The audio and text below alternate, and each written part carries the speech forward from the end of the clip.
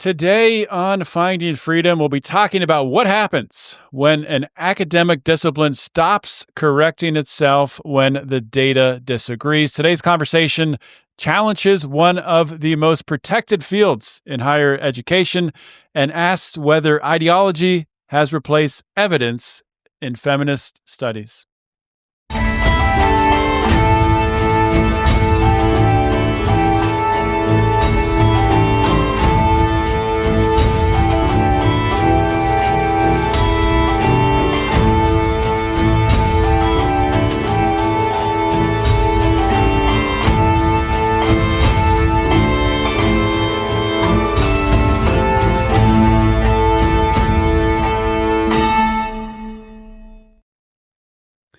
Welcome back to another episode of Finding Freedom here on the Lions of Liberty Podcast Network. Great to have you here with me.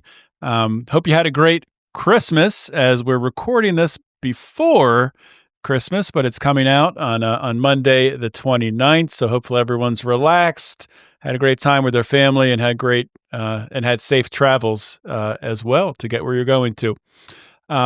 Before I introduce my guest for today, to talk about a very important topic, I want to remind you about Fox & Sons coffee, my favorite coffee. I drink it every single morning. Gets me started on the right note every single day. So foxandsons.com, that's FOXNSONS.com. You can get 15% off an order of $40 or more by using promo code JOHN, that's JOHN. And as I've talked about a couple times recently, my favorite coffee bean right now from Fox & Sons is the Ethiopia Heirloom, which is a light roast. Normally I'm a dark roast guy, but I'm digging this light roast.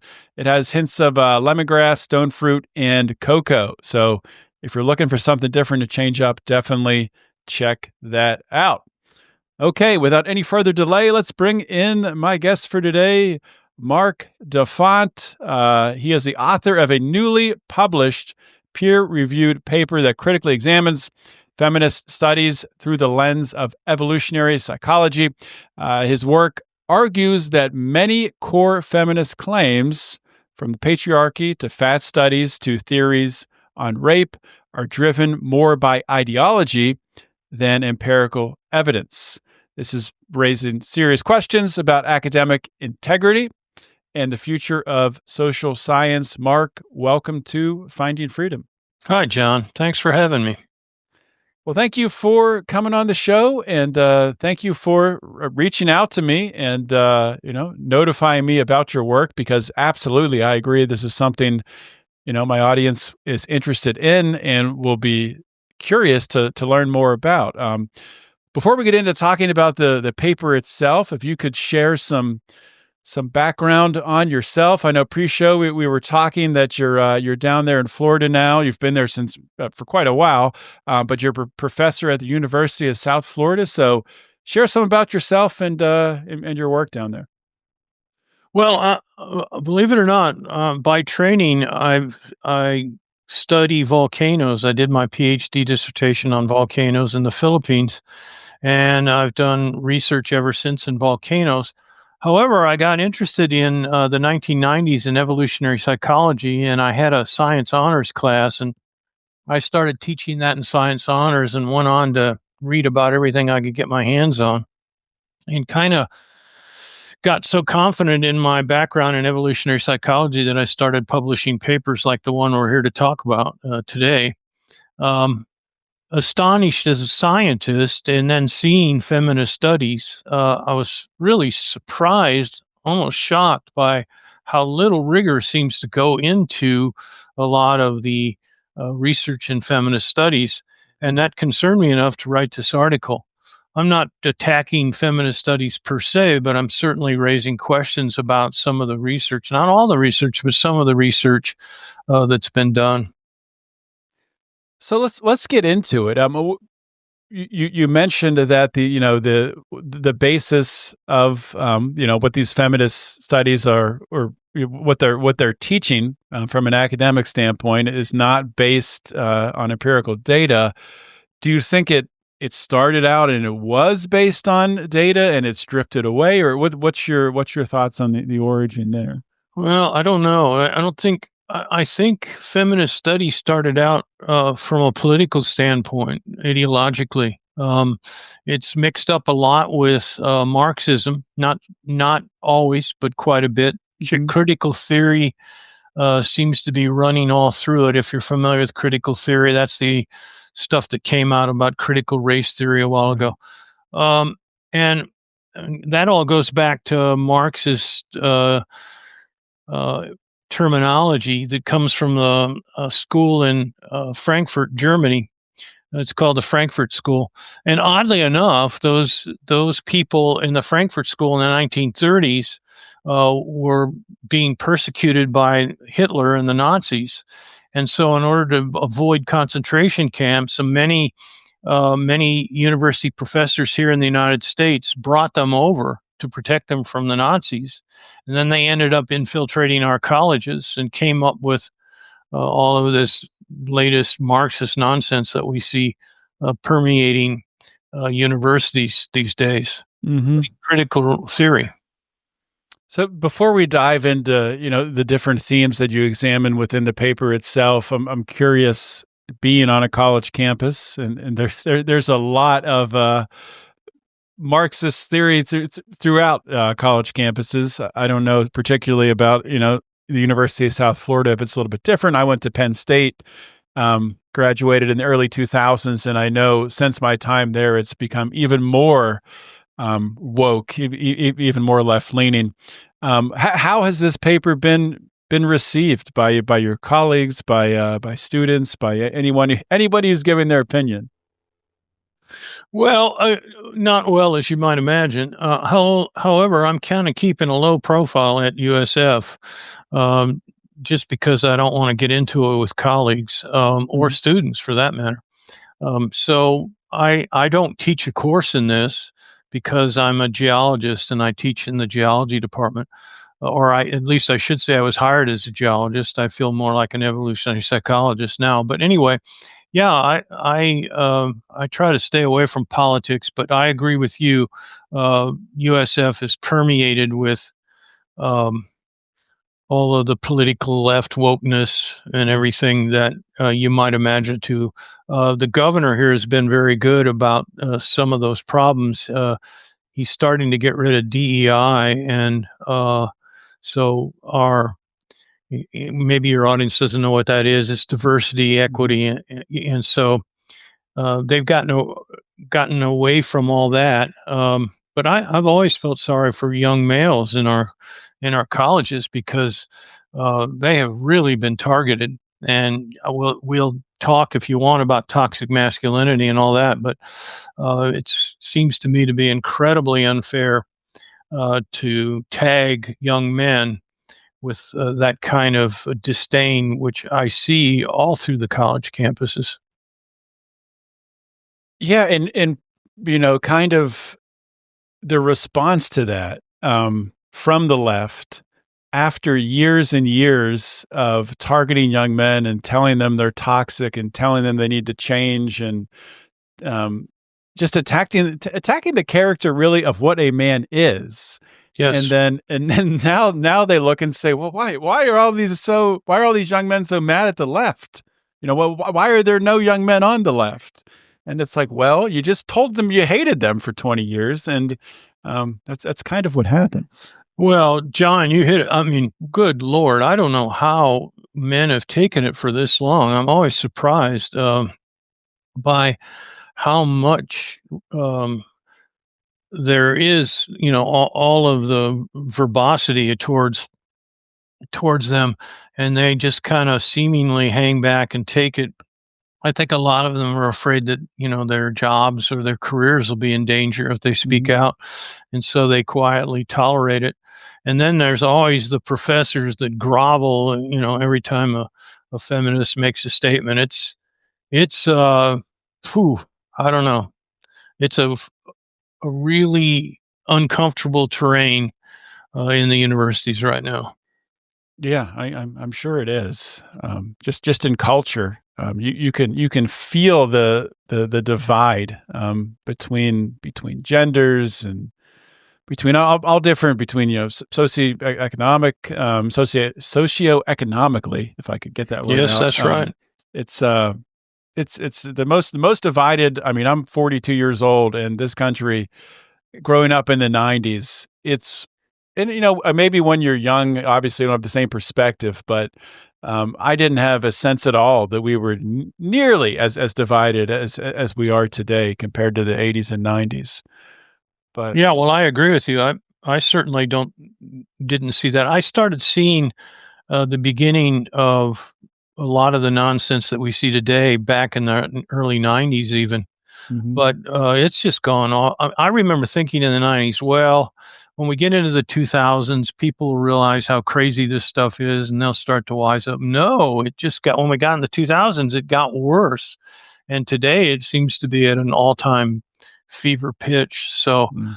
hopefully, though, I see maybe some trending downward, but who knows?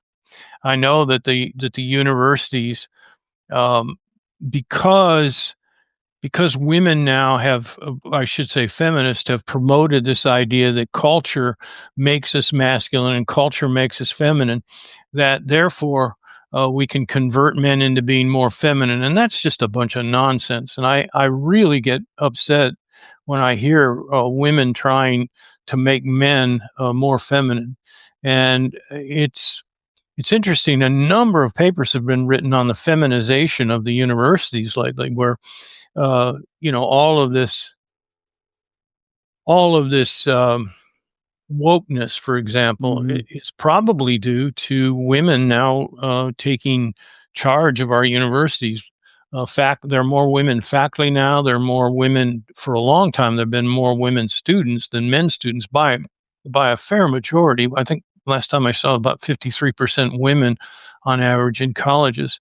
So we're starting to see a very female centric university system. That's not to say that that's bad. It's just to say that there's no reason why we have to denigrate men in that kind of environment. Yeah, and the same things happen in corporate America. I've Yeah, I worked in believe. corporate America for 15 plus years, and it's downstream from academia, of course, but the same exact thing is happening there. To get into start talking about the paper, uh, starting with the patriarchy, examining that, and you're talking about with genders and the left claiming that genders are just a construct, and it's a construct of our culture. Same thing with patriarchy. The patriarchy, they say, it's a coordinated system of oppression. So what have you found empirically to disprove that? Well, the key word, John, is empirically. Mhm. I think I bring, it shouldn't be this way, but I think I bring an unusual set of standards for rationality because I've been functioning as a research scientist in geochemistry. I kind of have a background that is out of the social sciences and more into the hard sciences, and as a consequence, I see what's going on as very, very political. Let me take an example. Let's talk about, if, like you said, the patriarchy. If we listen to feminists, we're to believe that the patriarchy is sort of a, how would I say it? Sort of a getting together of males to oppress women in general and subjugate them. And I don't know about you, but I've never talked about subjugating women. I've never talked about, oh, let's go get them. And I think most men feel that way. I think that patriarchy is really something that's been inherited. If you go back and you apply evolutionary psychology to hunter-gatherer society, we find in hunter-gatherer society that men and women behave differently, and much like we do today. And why do they behave differently? Because women chose men, and men compete with each other for women. Now, it is true that men choose women also, but on entirely different characteristics. What are women looking for? Well, if you look at cross-cultural, what women are looking for, they're looking for men that show an abilities to earn, I like to say, bring home the bacon. Mm-hmm. And they're looking for men that will protect the family. They're looking for men that will use their power and their strength, if need be, to protect the family. So these are all good things that we tend to that fall under this toxic masculinity nonsense. But it's not. They're good things about masculinity, and this is one of them. It is true that men are more violent than women, but there are a lot of good characteristics of being masculine that women selected for in hunter-gatherer society. Now, why do we have this selection process? Well, men can have a lot of disconnected sex. They are not going to be tied down necessarily in hunter-gatherer society anyway with the raising of a child. Whereas just the opposite is true of women. If they don't get parental investment from the male, they could be finding that they're raising a child completely on their own, which could be devastating in a hunter-gatherer society. Mm-hmm. So women have, since time immemorial, been very, very reluctant with whom they have sex with. And we see this today. I don't think that surprises any male that women are that way, and probably no women. And that's not something that culture teaches us. It's something that we inherit from our hunter-gatherer background. So how does that play out today? Well, if you have in culture women looking for these kinds of men that are masculine, then you're going to have men taking leadership roles. You're going to have men running a corporate America, and women are going to allow that to happen. So I would call this sort of an evolutionary patriarchy, where this is something that's evolved through culture. It doesn't have to be this way. A lot of feminists are trying to say that I'm saying that this is something we have to live with. That's not true. Just because it evolved that way doesn't mean that we have to accept it. Not at all. But we should be aware that this isn't something that you should blame men for. We are the result of what women chose in hunter-gatherer society.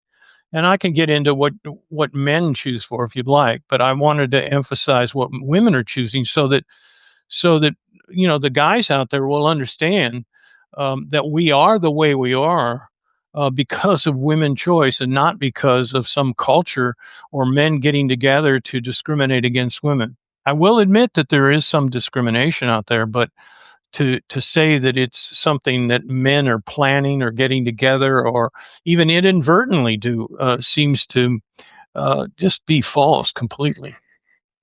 Yeah, and I think just to continue with that line of thinking with, that men and how we are is determined by women's behavior and the and who they are choosing, what type of man they are choosing.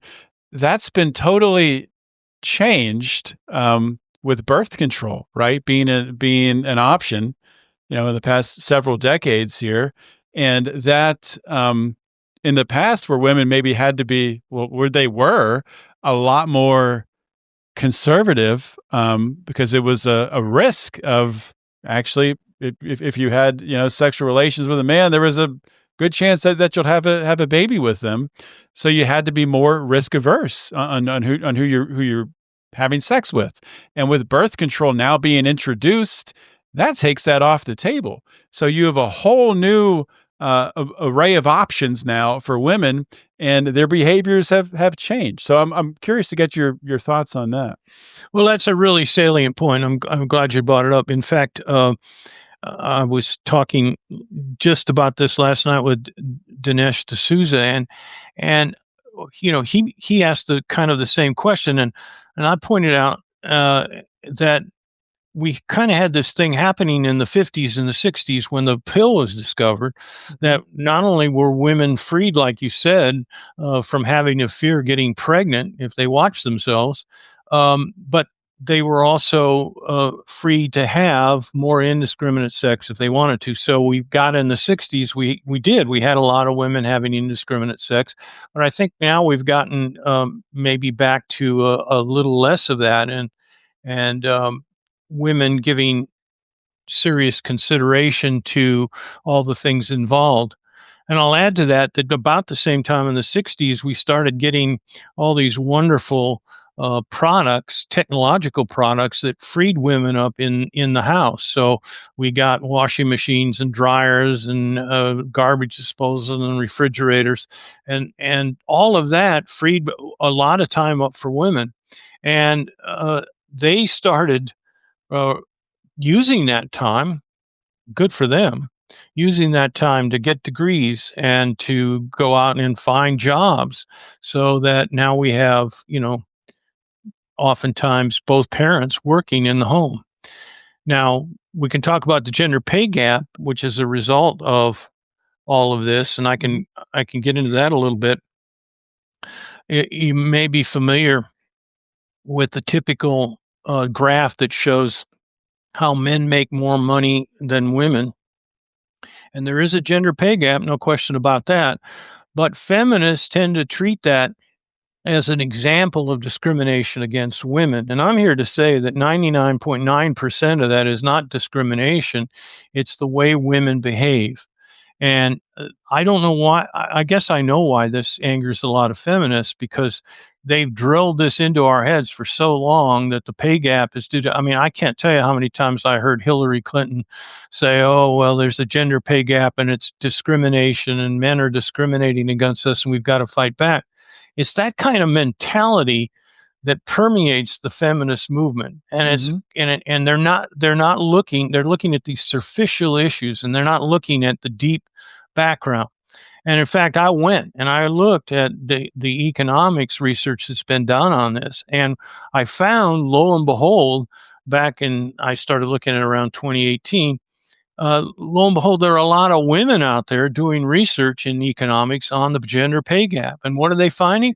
Well, they're finding that men take more risks than women. Well, they're masculine. We have 10 times the amount of testosterone in our blood typically than women do. So we're not surprised that they're more, women tend to be risk adverse and men tend to take on all kinds of risk. And as a result, proportionally, though, that testosterone difference is going down as men. Yeah, well, I'm not surprised. I think I see it in the universities anyway.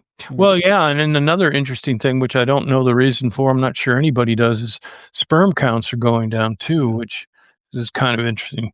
Maybe we can talk about that another day. But anyway, that whole idea that testosterone and risk is involved there leads to men getting into jobs that take 60, 70 hours a week. Women, it turns out, don't like that kind of, and it's not from me doing these studies. It's from women economists.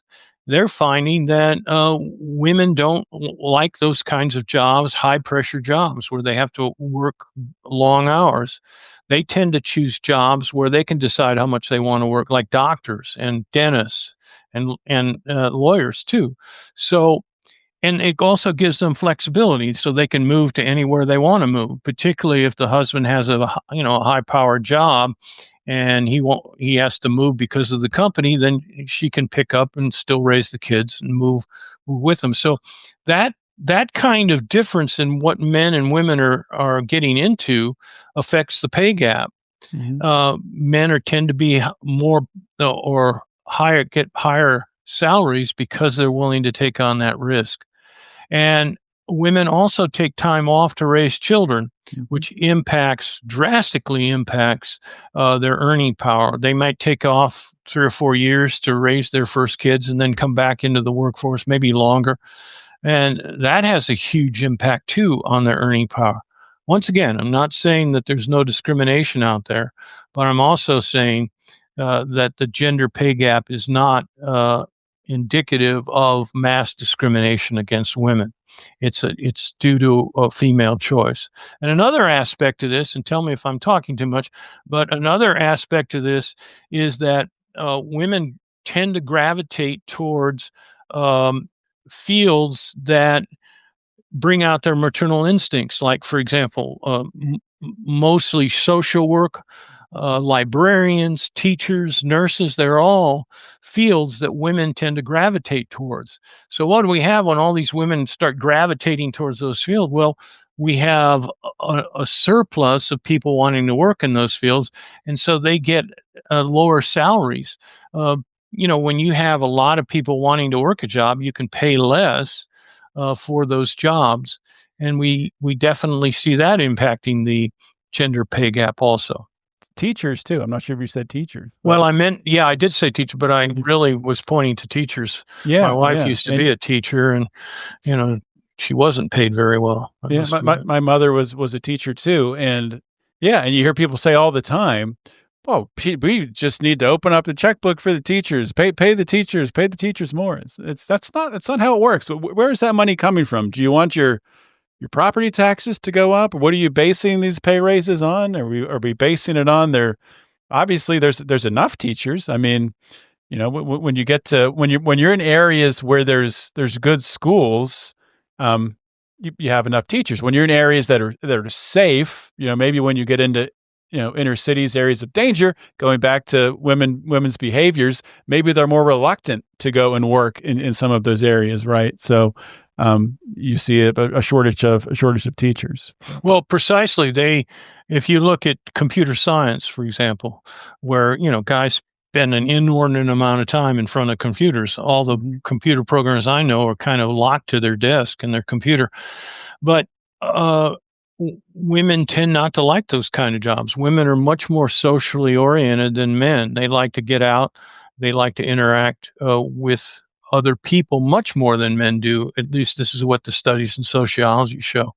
So are we surprised that this is happening? No. And I also want to emphasize that I'm not suggesting that, this is a good thing. I wish teachers were paid more. But you're right. There's limited amounts of money out there. And if we can, I guess what administrators think, if you can pay teachers less, then they do. Seems to me, too, that a lot of my money is going to administrators instead of teachers, but that's another whole story. Yeah, that sure is. You don't hear people talking about we need to cut administrators' jobs. Yeah, you never do. Yeah. Okay, so let's talk a little bit about another area that you looked at in the paper, fat studies, and comparing that against biological reality and biological behaviors. So could you get into what you discovered through your work there in the paper? Yeah, it's a great point. I was just looking for a table that I've got here, but anyway, I was astonished to find that there's a whole lot of literature out there which promotes the idea of health at any size. And the idea is that really they're saying it's okay to be fat. That's the only way I can put it. And that's about as nice a way as I can put it. And it wouldn't be bad, except for the fact that being fat for 99% of people out there, for being obese or even overweight, is bad health-wise. And so we shouldn't be promoting, in my opinion, this idea of making people feel comfortable about being overweight. Mm-hmm. I don't think we should discriminate against them. I don't think we should say bad things about them. But at the same time, I don't think we should be out there encouraging them to be fat. And that's exactly what I found fat studies do. You can imagine what heavy at any size means. Look, if you're a sumo wrestler, you're on this incredible diet where they're trying to pump all kinds of calories into you, but at the same time, you're working out for 4 or 5 hours a day, pushing guys 3 times your size potentially around. And, that kind of activity keeps your heart functioning, keeps you from getting the bad kinds of fat.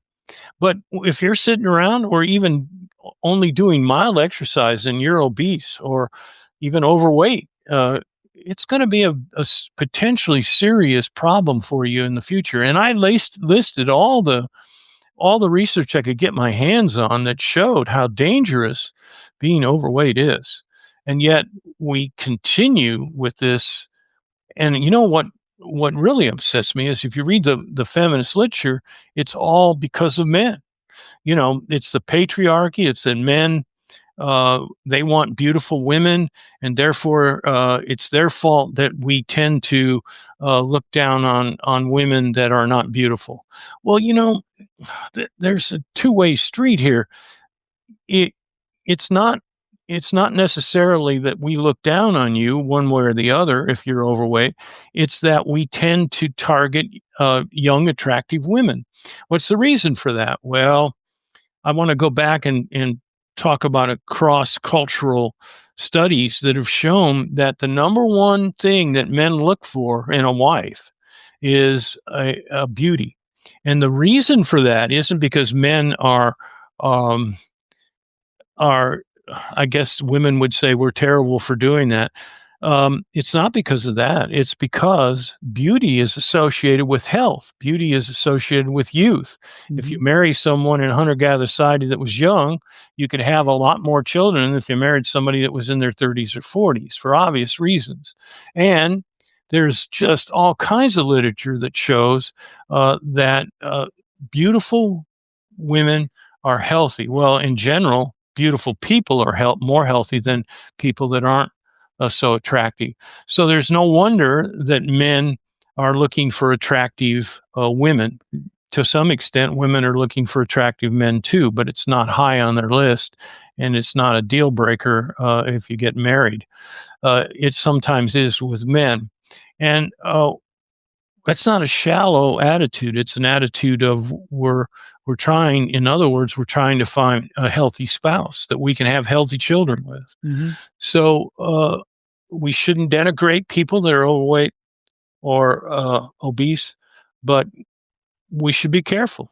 And I've got a graph in the paper that shows just how terrible our overweight problem is. I don't know if you saw that or not, but we have gone up in weight, both men and women, more so with women, in how overweight and obese people have become over the ages. I don't think that's good for men or women. And the fact that we have in our departments of feminist studies, a group of women pushing this astounds me, just astounds me. Do you want me to share the graph? I did find it here. Oh, if you can put it up, that would be wonderful. I don't know if your audience would be interested in that. But how big, we'll see if we can get it. It seems like it's kind of interesting. Here we go. Let's see if I can. Oh, that's a nice job. Yeah, I've drawn in the BMI, body to mass index there, and you can see how most women and men fall in the overweight BMI category, and those are averages there, and if you look at the latest data I could get was from 2015 to 2018, but if you look at that data, you can see that the average weight is high up there in the overweight BMI. Mm-hmm. So a lot of people are trending into that obese area to make that average as high as it is. The red line is for women, the blue line is for men. So you can see that women have put on a lot more weight since 1960s, 1960s, than men have. Not to make a big deal out of that.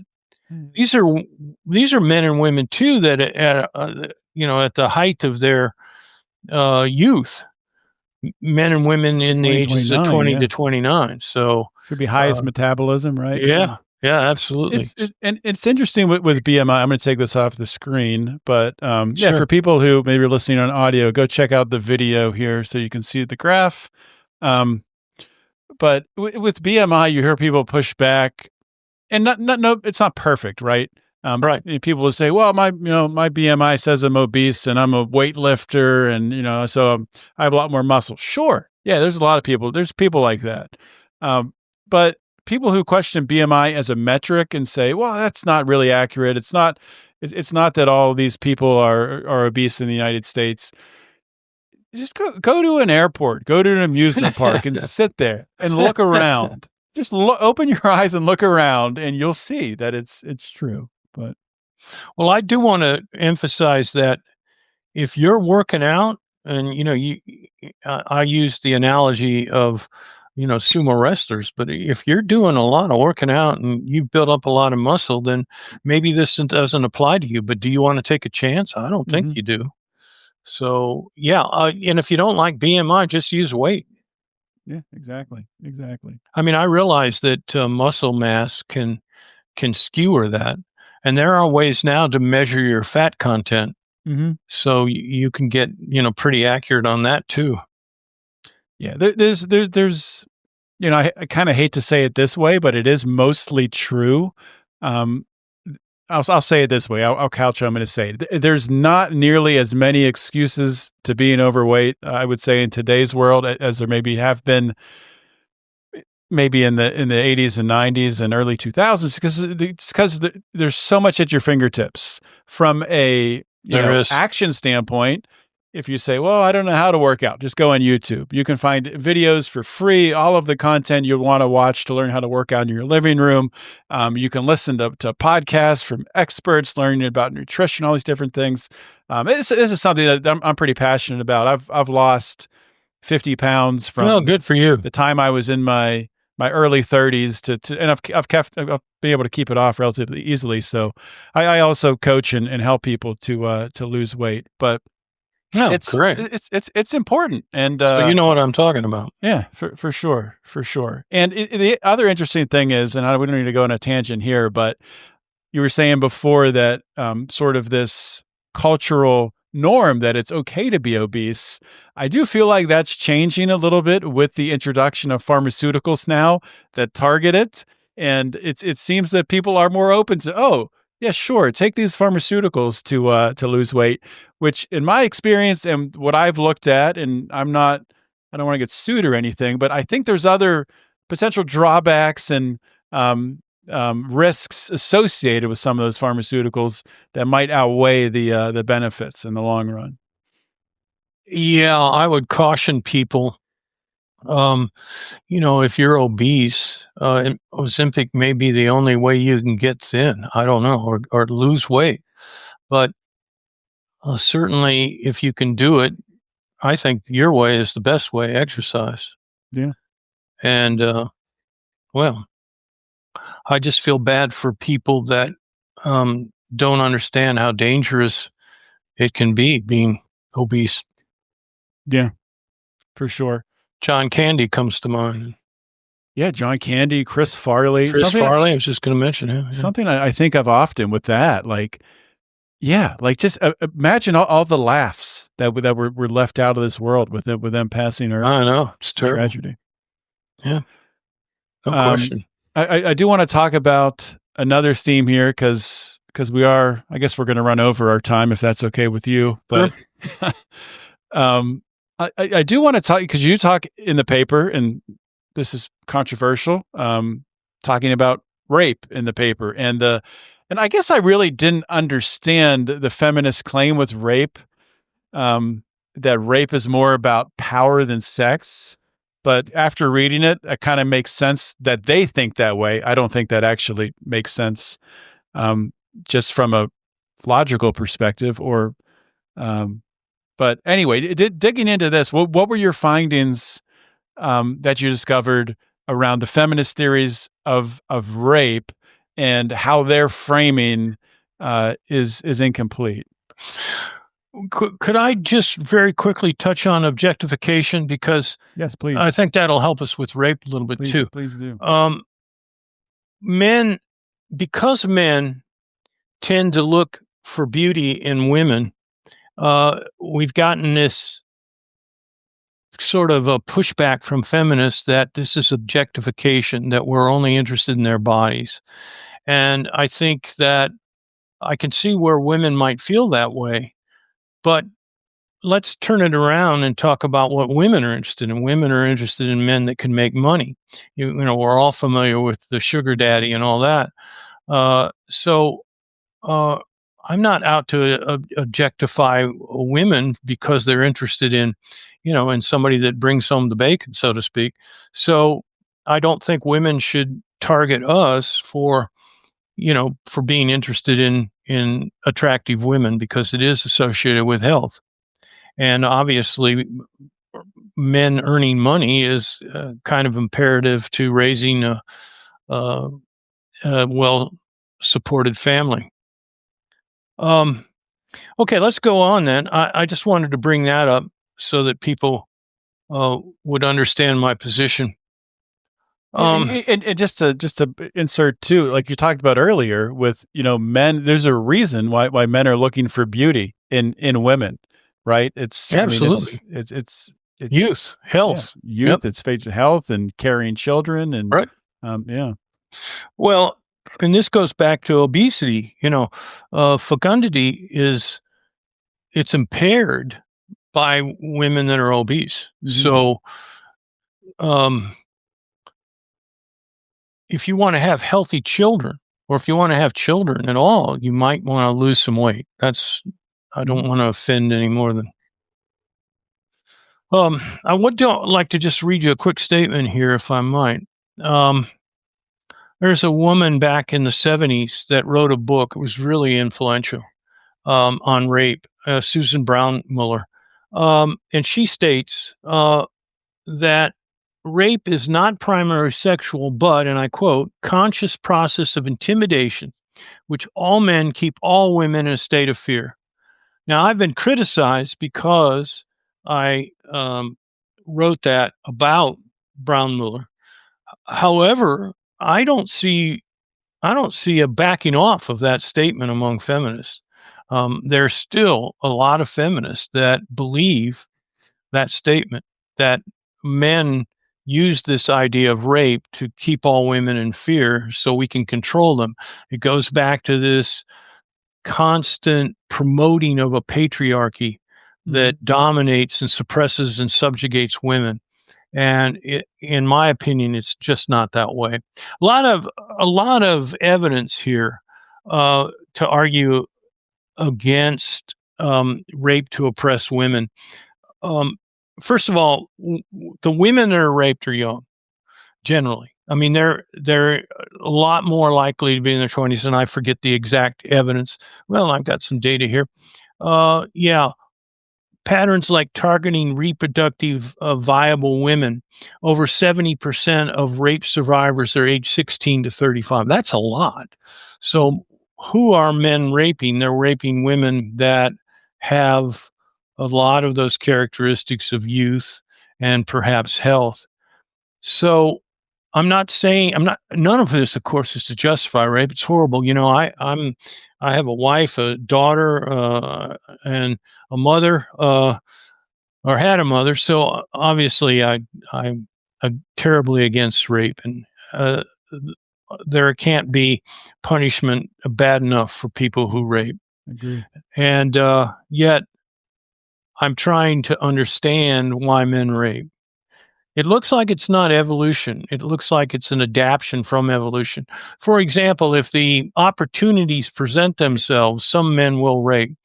War is a good example. When war or impoverished nations that don't have a lot of protection for women, you start to see increases in rape under those circumstances. So yes, I think that there's no evolutionary reason for rape, but there is a lot of reason why men rape younger women.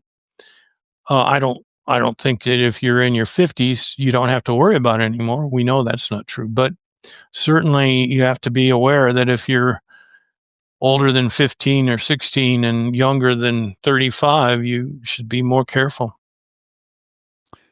Yeah, and rape as a reproductive strategy. I mean, that's to me, that's just saying that it sounds crazy. And used to be that evolutionary psychologists thought that perhaps rape was due to some men that don't have jobs would take advantage to get their genes passed on, and that's been critically removed from any hypothesis that might exist out there. So you're right; it's not being done for that reason. It looks like the men that rape, have some serious social problems, as you might imagine, and associated mental problems. So, and again, this isn't to justify them doing this, of course. Right. So we are just about out of time here, but especially with a topic like this, that has so many areas that are so nuanced, and to be perfectly transparent, ideas and topics that I don't know a lot about, that I'm here learning as well. I like to ask, obviously there's a lot more we could talk about, but if you could pull out maybe one thing that we didn't get to that you think would be, really important for my listeners to hear, to learn about, a question that maybe you were hoping I asked that we didn't get to. Sure. John, I'd like to go back to evolutionary psychology because I like it so much. It explains so much. And so let's get away from the feminist and explaining this. Let's just talk about evolutionary psychology, if you don't mind. Yeah. Humans, about 7 million years ago, we evolved from a creature called Australopithecus. And Australopithecus had a brain size just a little bit bigger than a chimpanzee. And within about 7 million years, it evolved to our full-size brains, which is an incredibly fast rate of evolution going on there. And what happened as we got these huge brains is that by 300,000 years ago, when Homo sapiens show up, we have these tremendous brains. And guess what? Our brains got so big that women could not bring the fetus to term inside the womb. And in fact, the brain only develops about 25% in the fetus stage. And it's after the baby is born that 75% of the growth of the brain happens. One of the reasons I suspect we find babies cute because they have such big heads is because we're seeing this development of the brain so quickly in children. Anyway, that has set the stage for almost everything that we see taking place in hunter-gatherer society. Because what do big brains do? Well, they force women to have the baby that's basically a fetus when it comes out. So it's completely helpless. If you look at something like a giraffe, and boy, I tell you, when it's born, it's got only a few hours, maybe not even that long, before it's up and running around. Deer, because horses, the lions are waiting on the side. Sorry, I didn't hear you. I was just going to say deer are the same way. Same way, absolutely. Crazy. So we're unusual, very unusual. And what does that tell us? Well, it tells us the reason why females are so interested in male parental investment, which is the investment by the father in his offspring. This is kind of unusual in the animal kingdom. And so we're unusual for doing it. But males do take an active interest and women demand it. So if you're a male and you don't want to get married, that comes across to females because they're looking for that. Or if they're looking to get married, they're looking for that commitment. And that's why sex is involved so much here in those commitments. Women are looking for, because of our life in hunter-gatherer society, women are looking for that commitment. They don't want to have to raise a totally dependent child, for the most part, on their own. I don't know. It seems like today a lot of women are raising children on their own. But there's a lot of reasons why women should not be seriously considering that. Women or children don't do as well, from what I've read, being raised only by one parent. Yeah. And you could get into the some of the reasons for that, which we don't have time for today, but I'll mention it now because I can't stop myself from saying that the government has incentivized it in Well, in many ways. I didn't want to say it, but yeah, it sure has. Mark, we are out of time here for the day, but we'll have to have you back on to Thank you, John. to dig more into this and to talk Sure about enjoyed it. other things. This has been a great conversation. I've enjoyed it too. Before I let you go, if you could let my audience know where they can find more of your work, or I don't know if you're on social media, if you want people following you, the floor is yours. Well, I got upset at social media back when Twitter and Facebook refused to publish the New York Post article about Hunter Biden's laptop. And so I got off of social media back then. Smart I probably hurt myself doing that. But anyway, I also was afraid I'd say something that I shouldn't be saying on social media. So I got off too for that. But best place to catch what I'm doing is on my website, which is www.marcdefant, Marc spelled with a C, M-A-R-C, Defant, DEFANT.com. And my paper is there. You can look at it, or anything else you want to write me, you can get my email address from there. All righty. Well, Marc Defant, thank you for coming on the show, and we'll have to have you back on down the road. Thanks, John. You take care. All right. Well, that is a wrap for today's episode.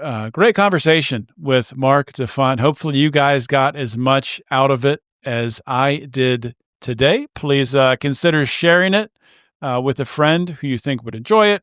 And of course, if you're watching this on YouTube or Rumble or listening on your favorite podcasting app, be sure that you're subscribed, number one. And if you can, give us a 5-star review or a 5-star rating, and leave us a nice review, because that does help out with the almighty algorithm. With that said, like I said at the top of the show, I hope you all had a great Christmas, and as we head into the new year, hopefully you're ready to make some positive changes in your life. You're ready to attack 2026 and make it your best year yet. So I will see you all next year. In the meantime, always remember to keep your head up and the fires of liberty burning.